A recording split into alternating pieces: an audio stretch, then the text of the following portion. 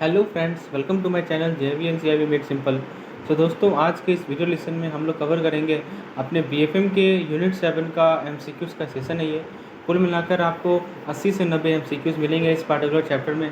तो हर एक MCQs को हम समझते चलेंगे, पॉइंट को क्लियर करते चलेंगे ताकि अपना कंसेप्ट क्लियर रहे और इस पर क्वेश्चन जो भी आए हम लोग आसानी से सॉल्व कर पाएँ। लेसन को शुरुआत करने से पहले मैं आप लोगों को स्टार्ट करता हूँ अपने क्वेश्चन नंबर 1 से। पहला क्वेश्चन है कि registered Indian exporter who endeavor to export to OECD countries are eligible for support from EXIM bank under. तो बताइए, कोई भी रजिस्टर्ड इंडियन एक्सपोर्टर हैं जो कि OECD कंट्री में एक्सपोर्ट करना चाहते हैं तो उनको एक्सिम बैंक से सपोर्ट मिलता है किस किस फंड के अंतर्गत। पहला है EMF यानी एक्सपोर्ट मार्केटिंग फंड, दूसरा है PLI यानी प्रोडक्ट लायबिलिटी इंश्योरेंस, तीसरा है EVDLP यानी export vendor development lending programme और चौथा करा है नन ऑफ दीज। तो बताइए दोस्तों कि रजिस्टर्ड इंडियन एक्सपोर्टर को सपोर्ट मिलता है एक्सिम बैंक के अंदर किसके अंतर्गत। तो दोस्तों, इस क्वेश्चन का करेक्ट आंसर है हमारा ऑप्शन नंबर बी यानी PLI। तो दोस्तों, उन्हें सपोर्ट मिलता है किसके अंदर, PLI के अंतर्गत। ठीक है, तो registered Indian exporter in OECD country are eligible for support from EXIM bank under PLI यानी product liability insurance. Next question है, RBI जो है एक पेनल्टी इम्पोज करती है कितने रुपए का for contravention of any direction under FEMA under section 11(3) of FEMA 1999। This penalty is extended up to rupees इतना per day in case of continuing contravention. तो सबसे पहली बात कि जो यदि किसी भी डायरेक्शन फेमा का कोई भी डायरेक्शन को कॉन्ट्रावीन कर रहा है तो RBI पेनल्टी इम्पोज करता है कितना, 10,000 रुपये का। और यदि वो फिर भी आगे बढ़ता रहा तो वो 2,000 रुपया प्रत्येक दिन के हिसाब से काटेगा। तो ऑप्शन नंबर सी सही होगा। ठीक है, आगे देखते हैं। यदि RBI आर रिटर्न जो सबमिट किया जाता है RBI को, वो किस डेट को सबमिट किया जाता है। तो मैंने आपको बताया था कि वो फोर्टनाइटली सबमिट किया जाता है दोस्तों। तो फोर्टनाइटली का मतलब क्या हुआ, 15 दिन और लास्ट डेट। तो ऑप्शन नंबर बी करेक्ट होगा। ठीक है दोस्तों, देखिए इतना सिंपल क्वेश्चन आपसे एग्जाम में नहीं पूछा जाएगा, लेकिन क्या है कि आप यदि एक बेसिक कंसेप्ट यहीं से क्लियर होगा, हो सकता है एक क्वेश्चन को मर्ज करके पूछा जाए। तो बेसिक कंसेप्ट आपका क्लियर है तो आप इन सभी जो भी एग्जाम से क्वेश्चन सॉल्व कर पाएंगे। Select the incorrect statement. Incorrect statement को सेलेक्ट करना है। Export import trade is regulated by DGFT। DGFT regulate trade control through Exim policy. RBI regulate exchange control and receive payment of foreign exchange under FEMA guideline. The registration number of the firm company for international trade in BIC। ये गलत है दोस्तों। मैंने आपको बताया था export import code के बारे में, EIC के बारे में, याद होगा आपको। ये मैंने क्या बताया था आपको, एक्सपोर्ट इम्पोर्ट कोड। ठीक है, EIC के बारे में। तो दोस्तों, ये एक्सपोर्ट इम्पोर्ट कोड ही रजिस्ट्रेशन नंबर होता है, यहाँ BIC कुछ नहीं होता है। हाँ, बाकी ये तीनों स्टेटमेंट आपका सही है। ठीक है, कि DGFT रेगुलेट करती है एक्सपोर्ट इम्पोर्ट ट्रेड को, DGFT ट्रेड कंट्रोल को रेगुलेट करती है एक्सिम पॉलिसी के द्वारा। ठीक है, तो ये तीनों स्टेटमेंट सही है, लेकिन ये ऑप्शन नंबर डी गलत है। तो इनकरेक्ट कौन सा हो जाएगा, डी हो जाएगा। जो लिबरलाइज रेमिटेंस स्कीम है रेजिडेंट इंडिविजुअल को $2.5 लाख का, वो परमिसेबल है कब कब के लिए। तो पहला है एनी परमिसेबल करंट और कैपिटल अकाउंट ट्रांजेक्शन और कॉम्बिनेशन ऑफ बोथ। दूसरा है acquire and hold immovable property और एनी एसेट आउटसाइड इंडिया। तीसरा है investment in overseas company listed on recognised stock exchange abroad. और डी करें ऑल द अबव। तो ये जो लिबरलाइज रेमिटेंस स्कीम है ये सभी केसेस में अवेलेबल है, चाहे वो आपका करंट या कैपिटल अकाउंट ट्रांजेक्शन हो या इसका कॉम्बिनेशन हो, या आप इमूवेबल प्रॉपर्टी को एक्वायर किए और होल्ड किए। और तीसरा है कि ओवरसीज़ कंपनी में आप इन्वेस्टमेंट कर रहे हैं जो कि स्टॉक एक्सचेंज पे लिस्टेड है। तो ये तीनों के तीनों केस में आप लिबरलाइज रेमिटेंस स्कीम $2.5 लाख का रेजिडेंट इंडिविजुअल के लिए परमिसेबल है। तो ऑप्शन डी यहाँ पे करेक्ट है। आगे देखते हैं, इनमें से कौन सा रेगुलेशन है जो कि payment of import of goods into India FEMA 1999 के तहत रेगुलेट करता है। Trade regulation, exchange control regulation, EXIM policy, none of the above. तो दोस्तों, इसका करेक्ट आंसर है हमारा एक्सचेंज कंट्रोल रेगुलेशन। ठीक है, कि जो हमारा payment of import of goods into India है फेमा 1999 के अंतर्गत, तो ये किसके अंदर कौन सा रेगुलेशन में आता है, तो एक्सचेंज कंट्रोल रेगुलेशन के अंदर आता है। ऑप्शन नंबर बी हमारा करेक्ट है। FEMA allow resident to make gift remittance to relative friends etcetera abroad up to $dash in 1 financial year. तो फेमा जो है गिफ्ट रेमिटेंस रिलेटिव को, फ्रेंड को दूसरे देश में कितना $, एक फाइनेंशियल ईयर में अलाउ करती है, 1,000, 5,000, 2.5 लाख और 1 लाख। तो दोस्तों, करेक्ट आंसर है इसका 2.5 लाख। ठीक है, तो 2.5 लाख अमाउंट $, जो है आप गिफ्ट के रूप में अपने रिलेटिव को या फ्रेंड को जो कि दूसरे देश में रह रहे हैं अलाउ करती है FEMA, foreign exchange management act. Next है हमारा, कोई भी पर्सन जो कि भारत का निवासी है और वो फॉरेन करेंसी का अर्नर है, तो वो कैसा अकाउंट खुलवाएगा एडीज के साथ भारत में, overseas foreign currency EFC, exchange एरर फॉरेन करेंसी रुपी या वॉस्ट्रो। तो दोस्तों, वो खुलवाएगा जो EFC अकाउंट। इनमें से कौन सा मेथड नहीं है इसमें इंडिया इन्वेस्ट कर सकते हैं अब्रोड में, swap up share, capitalisation of export made to the investing company abroad, balance held in EFC account, only one, only two, both one and two, none of this. तो बताइए दोस्तों, इसमें correct answer है इसका, इसमें से कोई नहीं। ठीक है, तो मतलब तीनों के तरीके से कोई भी भारतीय निवासी विदेश में अब्रोड में इन्वेस्टमेंट कर सकते हैं। ठीक है, तो ये सभी के सभी स्टेटमेंट सही हैं। या तो आप शेयर को स्वैप कीजिए, या आप एक्सपोर्ट को कैपिटलाइजेशन कीजिए, या जो आपके पास EFC अकाउंट में बैलेंस हेल्ड है उससे, तीनों तरीके से कर सकते हैं दोस्तों। इसके बाद दोस्तों नेक्स्ट क्वेश्चन है, कोई EFC अकाउंट को ओपन किया जाता है किसके द्वारा, विद एन AD। पहला है returning Indian who were non resident earlier and are now returning to India for permanent settlement to keep their foreign currency asset outside India. मतलब वैसे रिटर्निंग इंडियन जो कि पहले भारत के निवासी नहीं थे, आप जो है भारत जब लौट रहे हैं परमानेंट सेटलमेंट के लिए, अपने फॉरेन करंट एसेट को रख रहे हैं। उसके बाद resident Indian companies are form to translate forest business, a person resident in India to keep his और foreign currency asset, diamond exporter. ये नहीं होगा, ये नहीं होगा, ये नहीं होगा, ये होगा। ठीक है, सॉरी यहाँ पे मैंने गलती बता दी आपको, इसमें आपका EFC अकाउंट जो है रिटर्निंग, सॉरी EFC नहीं, ये तो हमारा सॉरी ये RFCD अकाउंट का है। यहाँ EFC पूछ रहा है ना, तो B नंबर सही है। ठीक है, यदि RFCD पूछता तो हम लोग ये कहते हैं, जो भी रेजिडेंट इंडियन है वो इस EFC अकाउंट खुलवा सकते हैं, चाहे वो कंपनीज हो या फर्म हो, ताकि वो फॉरेस्ट बिजनेस को ट्रांजेक्ट कर सके। तो B नंबर सही है दोस्तों। कौन सा सही है? B number. चलिए आगे देखते हैं हम लोग क्वेश्चन नंबर 11। परमिसेबल डेबिट कौन कौन सा EFC अकाउंट में? पहला, advance payment to overseas supplier under the merchanting trade transaction subject to compliance with the terms and conditions as applicable, payment of freight on import into India or export from India by the account holder to shipping or airline company or their agent operating in India, payment of custom duties in accordance with the provision of exempt policy of the government of India, all the above। तो दोस्तों permissible debit आपसे पूछा गया है, तो permissible debit सभी cases में होता है। तो आपके पास ये चारों केस में परमिसेबल डेबिट है EFC अकाउंट में, तो D नंबर सही है। Post shipment export credit can be liquidated, तो पोस्ट शिपमेंट एक्सपोर्ट क्रेडिट को कैसे लिक्विडेट करेंगे? जो बैलेंस हमारा EFC अकाउंट है वहाँ से, या कोई अनफाइनेंस एक्सपोर्ट बिल के प्रोसीड से, या कोई एक्सपोर्ट बिल जो रिसीव हुआ है उसके प्रोसीड से, या ऑल ऑफ द अबव। तो दोस्तों पोस्ट शिपमेंट क्रेडिट को हम लोग इन तीनों किसी मेथड से हम लोग लिक्विडेट कर सकते हैं। नेक्स्ट क्वेश्चन है, कौन मैनेज करता है एक्सपोर्ट मार्केटिंग फंड को? तो वो है एक्सिम बैंक। ठीक है, उसके बाद है दोस्तों जो foreign exchange reserve of India है वो किसको के द्वारा मैनेज की जाती है? RBI के द्वारा, फेडरल के द्वारा, एक्सिम बैंक के द्वारा। तो दोस्तों ऑप्शन है ओनली 1 एंड 2, 1, 2 एंड 3, 1 एंड 3। तो जो फॉरेन एक्सचेंज रिजर्व है ना भारत का, वो RBI मैनेज करती है। ठीक है, ऑप्शन नंबर ए सही है। जो रजिस्टर्ड इंडियन एक्सपोर्टर हैं जो कि एक्सपोर्ट करना चाह रहे हैं 10 कंट्रीज़ में, वो एलिजिबल है सपोर्ट अंडर PLI प्रोग्राम। अब वो कौन किस कंट्री में एक्सपोर्ट करना चाह रहे हैं? तो EXIM bank, RBI, FED, ECGC, OECD। तो आंसर है इसका OECD। तो जो रजिस्टर्ड इंडियन एक्सपोर्टर हैं जो एक्सपोर्ट करना चाह रहे हैं OECD कंट्री में, वो एलिजिबल है PLI प्रोग्राम के अंदर सपोर्ट का। नेक्स्ट क्वेश्चन है, कौन एलिजिबल है support under product liability insurance of the EXIM bank? All exporter with IC number, मैंने बताया था इंपोर्टर एक्सपोर्टर कोड होता है। Registered Indian exporter endeavouring to export OECD country. तो आंसर होगा इसका D। तो जो रजिस्टर्ड इंडियन एक्सपोर्टर हैं जो कि एक्सपोर्ट करना चाह रहे हैं OECD कंट्री में, वो एलिजिबल हैं PLI स्कीम के अंतर्गत सपोर्ट के लिए। तो ऑप्शन नंबर D सही है। Under supply credit scheme EXIM bank offer, तो सप्लाई क्रेडिट स्कीम के अंतर्गत एक्सिम बैंक क्या ऑफर करती है? पहला, credit to Indian exporter for manufacturing, credit to Indian exporter for offering deferred credit to overseas buyer, credit to overseas importer for import from Indian exporter, credit to Indian importer to import from other countries. तो supplier credit scheme के अंदर क्या offer करती है दोस्तों? तो देखिए, supplier credit scheme एक क्रेडिट फैसिलिटी है जिसमें बायर एबल होता है कि वो फाइनेंशियल इंस्टीट्यूशन से अवेल कर सके सेलर कंट्री में। ठीक है, तो ये यूजुअली मेड होता है under letter of credit usance bill. तो देखिए, कोई बायर है वो सेलर कंट्री के फाइनेंशियल इंस्टीट्यूशन से पैसा ले सकता है, उसे कहते हैं सप्लायर क्रेडिट। ठीक है, तो ये आपका यूजांस बिल में आता है। तो इसमें जो आंसर होगा ऑप्शन नंबर D होगा, credit to Indian exporter to import from other countries. ठीक है, ये सप्लायर क्रेडिट स्कीम के अंदर एक्सिम बैंक ऑफर करती है। यानी भारत के जो इम्पोर्टर हैं वो दूसरे कंट्री से इम्पोर्ट कर सकें, उसके लिए सप्लायर क्रेडिट स्कीम के अंदर एक्सिम बैंक क्रेडिट ऑफर करती है। उसके बाद एक्सिम बैंक कब इस्टेब्लिश हुआ? तो एक्सिम बैंक इस्टेब्लिश हुआ export import bank of India act 1981 के अंतर्गत। EXIM bank lending to foreign government take the form of, तो एक्सिम बैंक जो है जो फॉरेन गवर्नमेंट को लैंड करती है उसको किस फॉर्म में रहता है? Soft loan, commercial loan, line of credit और रिटर्निंग फैसिलिटी। तो वो रहता है हमारा लाइन ऑफ क्रेडिट में। ठीक है, तो वो किस फॉर्म में होता है? LOC बोलते हैं लाइन ऑफ क्रेडिट। एक होता है लेटर ऑफ क्रेडिट, ये होता है लाइन ऑफ क्रेडिट। ठीक है, इसमें क्या होता है? एक्सिम बैंक क्या करती है? फॉरेन गवर्नमेंट को लैंड करती है। अंतर समझिए। ठीक है, उसके बाद है दोस्तों कोई भी फाइनेंशियल अरेंजमेंट जिसमें फाइनेंशियल इंस्टीट्यूशन जो है एक्सपोर्टर कंट्री का वो क्रेडिट प्रोवाइड करती है इंपोर्टर को ताकि गुड्स को परचेज कर सके, उसको क्या कहते हैं? Supplier credit, buyer credit, stand by letter of credit और लेटर ऑफ क्रेडिट।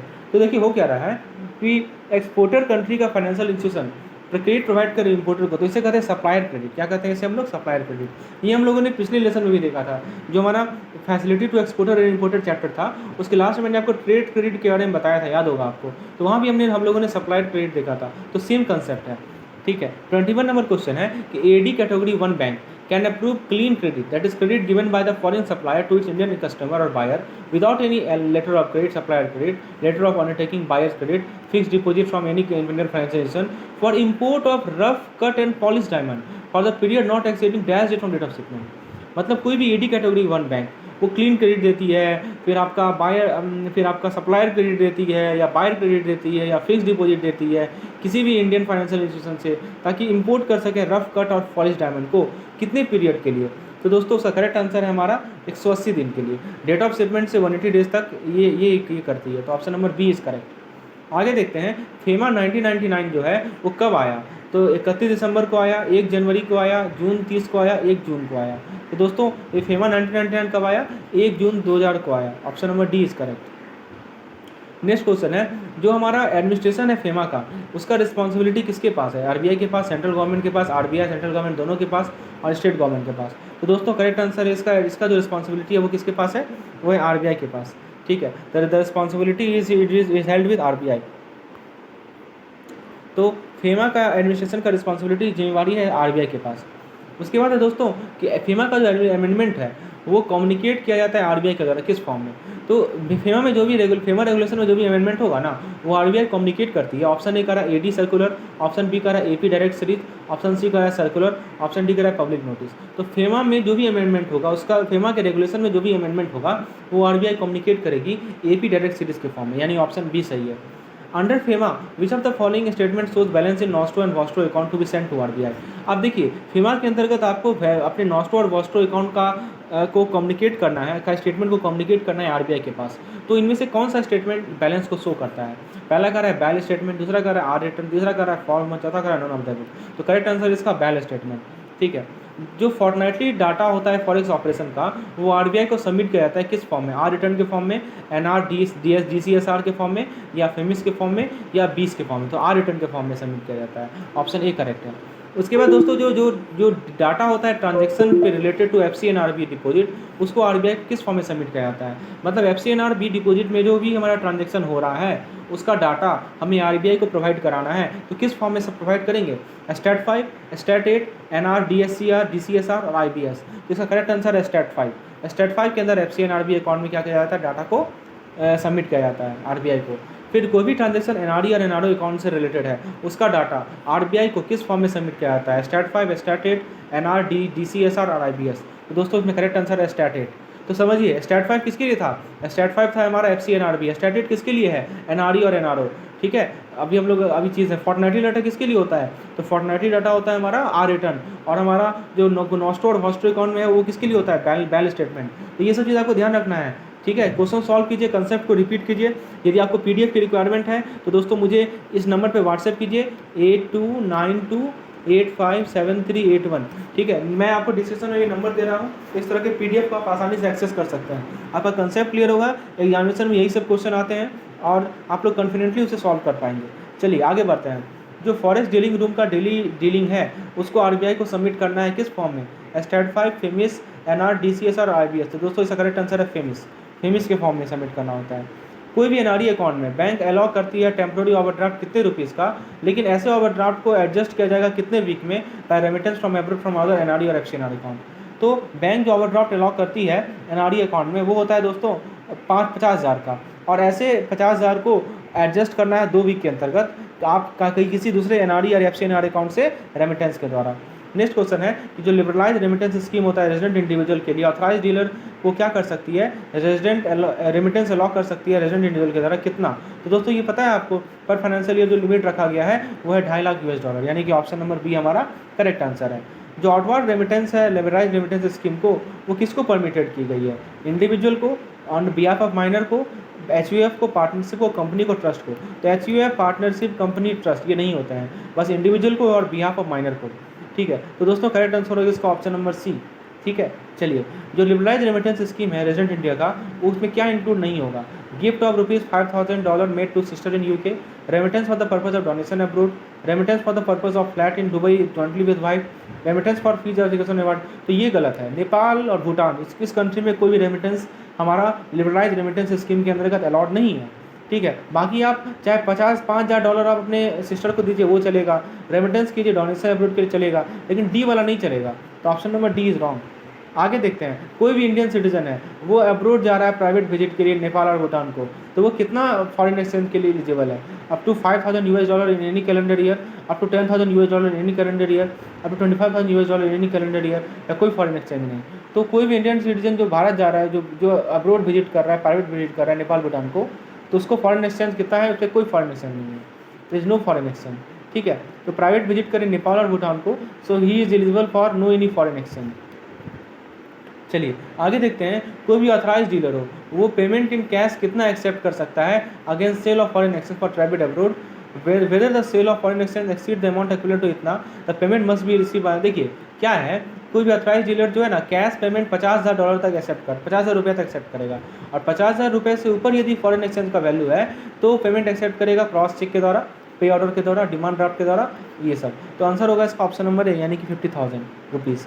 ठीक है, आगे देखते हैं, कितना फॉरेन करेंसी को कैरी किया जा सकता है कैश में ट्रैवल अब्रोड के लिए इस केसेस में? पहला, traveller going to all countries other than traveller proceed to Iraq and Libya and Islamic Republic और Republic of Iran, Russian Federation and other Republic of Commonwealth of Independent state.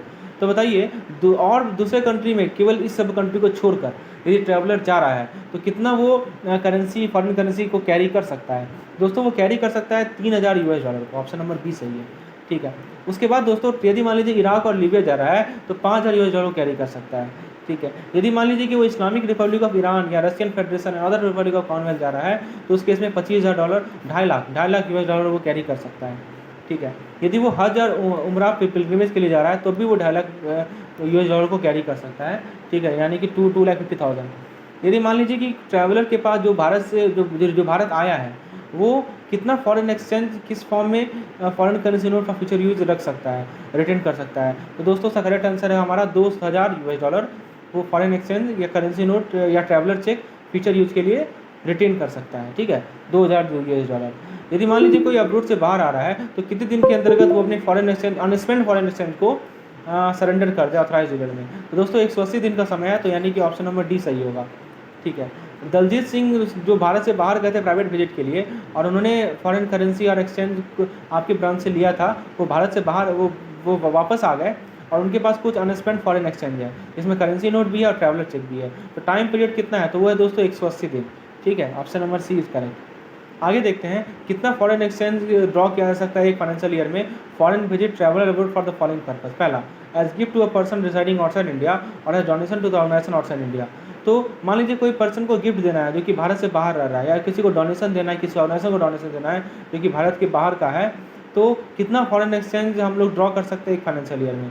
$3,000, $5,000, $10,000 या $2.5 लाख? तो दोस्तों correct answer है $2.5 लाख। आप क्या कर सकते हैं, आप उस केस में फॉरेन एक्सचेंज को ड्रॉ कर सकते हैं एक फाइनेंशियल ईयर में फॉरेन विजिट के लिए, यदि आप गिफ्ट दे रहे हैं किसी पर्सन को भारत से बाहर जो रह रहा है। उसके बाद दोस्तों कोई पर्सन गया है भारत से बाहर एम्प्लॉयमेंट के लिए, तो उसको कितना दे सकते हैं? उसको भी $2.5 लाख आप दे सकते हैं। ठीक है,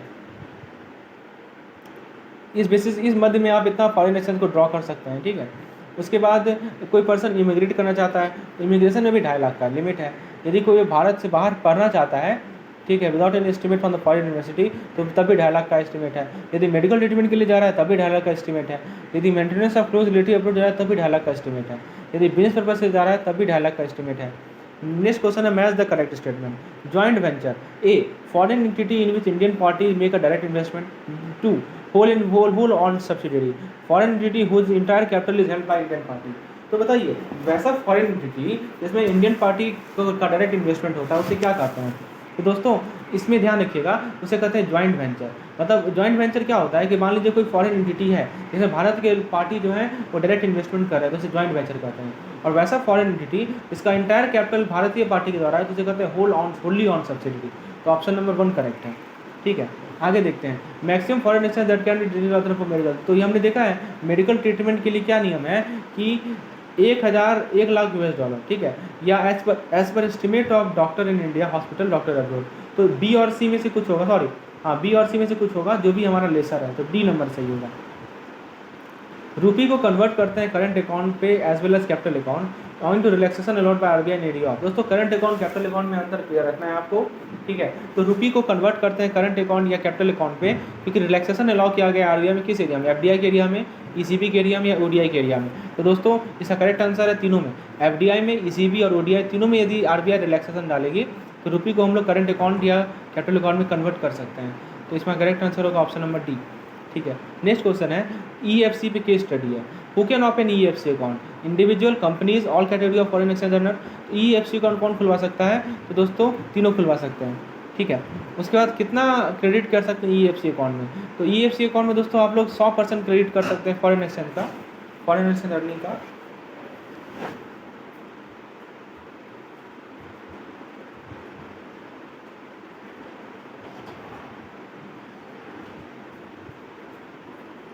ईएफसी अकाउंट में 100% फॉरेन एक्सचेंज का अर्निंग कर सकते हैं, provided the sum total of accrual in the account during a calendar month should be converted into rupees और on before last date of succeeding calendar month. तो ये condition है कि जो भी आपके पास एक्रूवल है उस अकाउंट में एक कैलेंडर मंथ में, उसको कन्वर्ट कर दे rupees before the last day, ठीक है।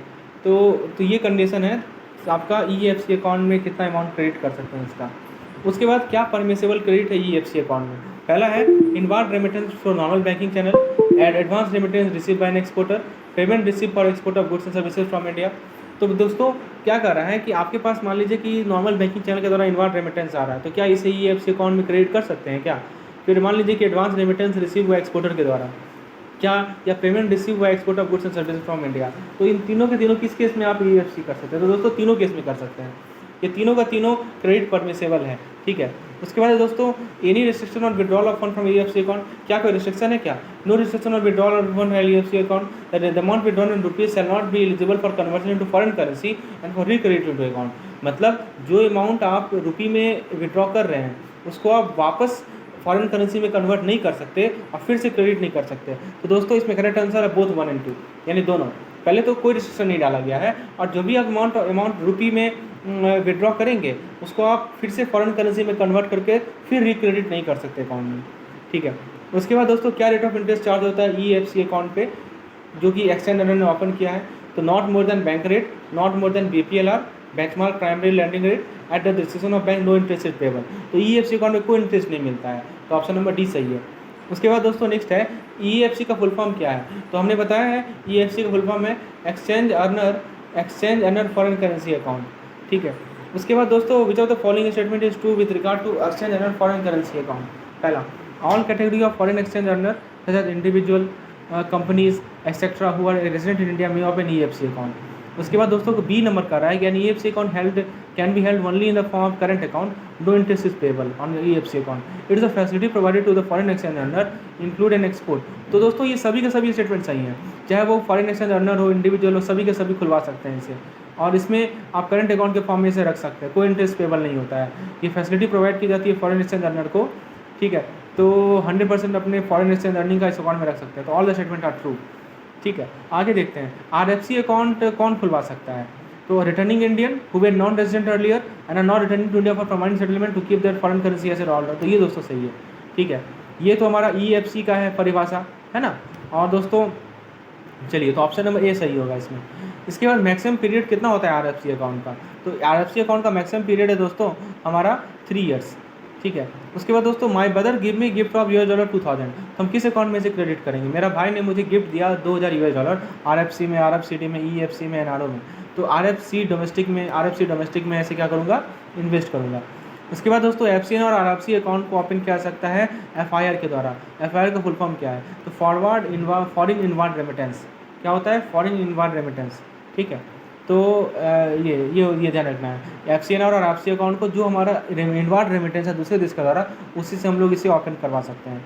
उसके बाद दोस्तों कोई नॉन रेजिडेंट होल्डर है जो कि भारत में आए परमानेंट सेटलमेंट के लिए 1/7/2016 को आफ्टर स्पेंडिंग और 2 ईयर अब्रोड, कि नॉन रेजिडेंट एक्सटर्नल अकाउंट जो एनआरई अकाउंट है उसको कन्वर्ट किया जाएगा किस में, एनआरओ अकाउंट में, रेजिडेंट अकाउंट में, आरएफसीडी अकाउंट में, या बी और सी एज पर हिज चॉइस।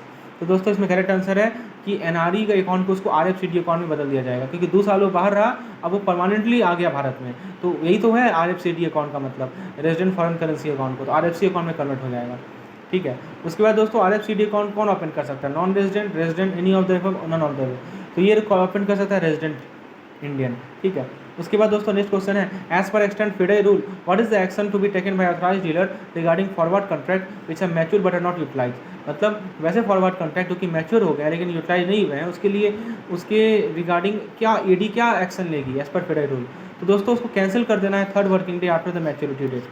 ठीक है, option number A is correct. उसके बाद है दोस्तों FIDE कैसा बॉडी है? तो FIDE जो है जो आपका जो है वो है नॉन प्रॉफिट मेकिंग बॉडी। ठीक है, उसके बाद दोस्तों भारत में नॉर्मल ट्रांजिट पीरियड कौन प्रिस्क्राइब करता है time to time? Normal transit period FIDE prescribe करती है, जिसे हम लोग NTP करते हैं। नेक्स्ट क्वेश्चन है, जो एक्सपोर्ट और इम्पोर्ट क्रेडिट का गाइडलाइन है वो गवर्न किसके द्वारा होता है? तो दोस्तों वो FIDE के द्वारा, वो गवर्न होता है हमारा DGFT के द्वारा। हमने पहले भी देखा था कि directorate general of foreign trade होता है, ये गवर्न करती है एक्सपोर्ट और इम्पोर्ट क्रेडिट के गाइडलाइंस को। इसके बाद है दोस्तों जो डीलर ऑपरेट करता है सेल्फ परचेज ट्रांजेक्शन, तो लिमिट कौन फिक्स करता है? तो सेल्फ परचेज ट्रांजेक्शन का लिमिट तो वो फिक्स करता है दोस्तों हमारा बैंक की मैनेजमेंट। बैंक की मैनेजमेंट फिक्स करती है किसे? जो हमारा सेल्फ परचेज ट्रांजेक्शन की लिमिट को। उसके बाद जो भी फॉरेन करेंसी है, इनवार्ड रेमिटेंस है, कितना अमाउंट तक हम लोग इमीडिएटली रुपये में कन्वर्ट कर सकते हैं? तो दोस्तों इमीडिएटली रुपये में कन्वर्ट करना है तो आप $5000 आप इमीडिएटली रुपये में कन्वर्ट कर सकते हैं, जो भी फॉरेन करेंसी इनवार्ड रेमिटेंस है। तो ऑप्शन नंबर ए करेक्ट है। Up to $5000 you can immediately convert inward remittance to rupees. ठीक है, तो option number A is correct. उसके बाद FIDE का फुल फॉर्म क्या है? तो foreign exchange dealer association of India, federal export dealer association of India, fixed under draft agreement on interest. Correct answer इसका foreign exchange dealer association of India. Next question है कि FIDE जो है कि require करती है कि बैंक अपना प्रॉफिट या लॉस इवैल्यूएशन करे फॉरेक्स पोजीशन का हर एक महीना के अंत में, हर एक सप्ताह के अंत में, हर एक क्वार्टर के अंत में या हर एक साल के अंत में। तो करेक्ट आंसर इसका हर एक महीना के अंत में। तो FIDE को बैंक को क्या करना है कि अपना प्रॉफिट या लॉस इवैल्यूएशन करना है फॉरेक्स पोजीशन का at the end of each month. Next question है, internal control guideline foreign exchange business के लिए कौन इशू करता है? FIDE, RBI, एक्सिस बैंक या SEBI? तो करेक्ट आंसर इसका RBI। इंटरनल कंट्रोल गाइडलाइन जो है वो RBI इशू करता है, किसके लिए? फॉरेन एक्सचेंज बिजनेस के लिए। नेक्स्ट क्वेश्चन है, जो हमारा डील का लाइसेंस होता है फॉरेन एक्सचेंज में, तो ऑथराइज्ड डीलर को वो कौन इशू नहीं करता है? तो देखिए जो लाइसेंस होता है कि आप फॉरेन एक्सचेंज में डील करें ऑथराइज्ड डीलर को, वो not issue bye RBI, DGFT and FIDE। तो दोस्तों इसमें करेक्ट आंसर है इसका हमारा ये जो लाइसेंस है वो RBI इशू करती है, ना DGFT ना FIDE। तो ऑप्शन नंबर 2 और 3 आर करेक्ट। ठीक है, तो हमारा हो जाएगा C नंबर। चलिए आगे देखते हैं। Known holiday is one which is not at least which is known at least dash day from before the date. 3 working day, 5 working day, 7 working day, 30 working day. तो नोन हॉलीडे में 3 वर्किंग डे होगा। ठीक है, उसके बाद है दोस्तों कि overdue forward contract should be automatically cancelled on dash from working day to date of contract. तो जो ओवर ड्यू फॉरवर्ड कॉन्ट्रैक्ट है उसको कितने वर्किंग डे में आपको कैंसिल कर देना है? तो करेक्ट आंसर इसका 7 वर्किंग डे। मतलब डेट ऑफ कॉन्ट्रैक्ट से 7 वर्किंग डे में आपको ओवर ड्यू फॉरवर्ड कॉन्ट्रैक्ट को कैंसिल कर देना है। ठीक है, इसके बाद दोस्तों FIDE रूल के according bank are undertake business only through regular, nominated, accredited, any of the. तो बैंक जो है बिजनेस करेगी किसके द्वारा? तो एक्रेडिटेड। ठीक है,